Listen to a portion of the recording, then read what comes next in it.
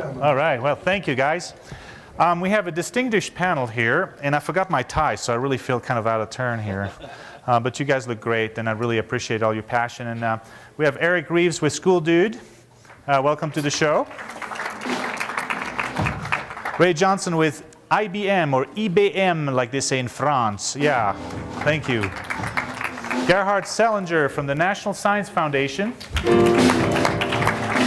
And our very own New Mexican Bob Eisenstein with Project 2012, which we're going to talk about in a second. So, all right, thank you, sir. That was pretty good there. I like to stop.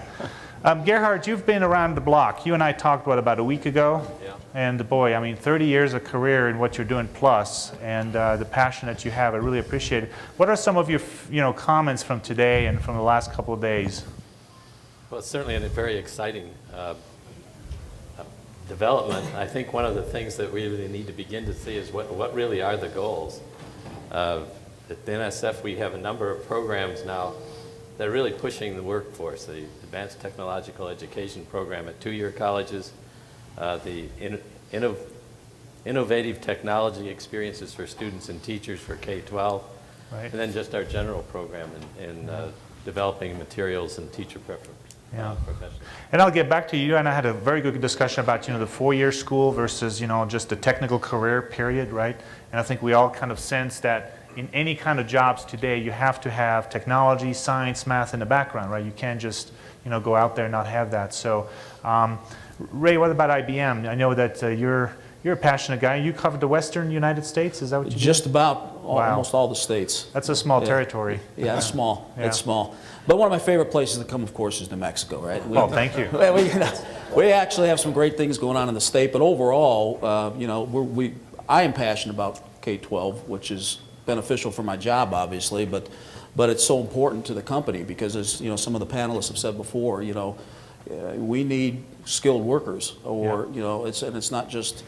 The state of New Mexico is going to suffer. Obviously, it will, but it's the United States because we're a global economy, and at times we're bringing certain skills in from other countries, right, because we can't find them here. So it's definitely, we're passionate about it. Yeah. There's a lot of labor. One thing we didn't talk about is the workforce moves around too, right? It's not just the bits on the computers and stuff. And Eric, I want to ask you kind of a question. You've been a senator of North Carolina, and you've done a lot of policy work, and I know that policy plays an important role, but I'll give you a time to talk about School Dude. I don't know why you call yourself School Dude, but that's pretty cool. Have you heard of that before? Hey, sir, Mr. Louis, School Dude? That's pretty cool. Oh man, George is not here. Is George here? Hey, yeah. George's not here, man. That's a cool dude, George ain't here. I know School Dude. Tell us about School Dude, and then maybe about policy and things that. Well, thank you, Jamie. I appreciate the opportunity to speak. And we can change that, by the way. As an observation, I think it's very, very interesting. There you are. I'm way back. I got my tie on though. I think it's important, coming from North Carolina policy background, we used to have people coming into our state always telling us, what to do. It's always better, in Tennessee, or it's better in Georgia. It's never good where we are. And in fact, when we started looking at it, there were actually a lot of really wonderful things about what North Carolina was doing. So engaging the business community in supporting what was happening in education was very important, because there was a disjunct, because so many people were saying education's broke, it's not working, all those kinds of the naysayers out there. And what we were trying to do is bring it all together. So I really applaud the leaders in New Mexico in doing this event where you're tying together business leaders from in the state, like you, Jamie, and others from out, trying to figure out how to meet, how to build on New Mexico's things that they do well, the culture of New Mexico, but then also understanding that our economy is changing dramatically. It's a national security issue, what we're doing within education, in my opinion. And just one visual or one thought is, look at what's happening with General Motors right now, or Chrysler. You know, in our lifespans, we've always known GM, Pontiac. You know, Pontiac's not even going to exist Right, in a year. we're stopping that brand, So aren't we? if you think about that in terms of education, education in many ways was designed, you know, in an industrial model. Well, the industrial economic model is more or less ending. So everything is in shift, everything is in play, and it's a great time to come together and collaborate as business, as educators, as students, as state government, in figuring out what is our next step when we talk about 21st century skills. You know, where are we going, and how do we compete as a state, region, nation?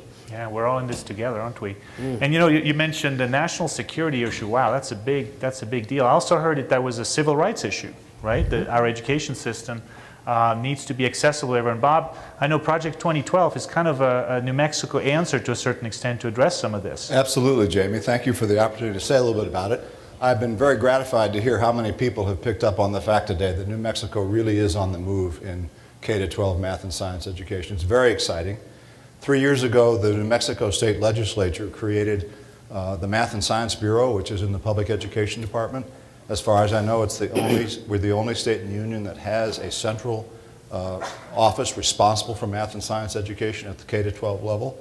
The legislature also at that time created what is called the New Mexico Math and Science Advisory Council. I've had the honor for the last 2 years to be the chair of that group. Our principal activity is to think about how one might really improve K-12 math and science education in New Mexico. And in doing that, we produced a plan called New Mexico Project 2012. If you see me afterwards, I can give you a one-pager about it if you'd like, or you can go to the Math and Science Bureau webpage and download it for yourself. But the basic goal is very modest. It's that within 5 years, New Mexico K-12 students will rank among the leaders in the United States on math and science assessment. Wow, that's huge. Whoa. So you can accuse us of being wild-eyed dreamers, but on the other hand, you know, if you don't start, you're never going to get there. So that's our posture about it. I'll say just a little bit about what the plan encompasses. Its first goal is to do a better job preparing math and science teachers to begin with. A second is to provide a comprehensive system of professional development for those teachers. Third is to focus a curriculum, math and science curriculum, around inquiry-based learning and problem solving. Fourth is to provide distance learning activities through web-based connectivity and that sort of thing. Fifth is to make use of the fact, I don't know how many of you are aware of the fact that New Mexico ranks third in the United States in per capita mathematicians, scientists, and engineers. It's a tremendous resource. Wow.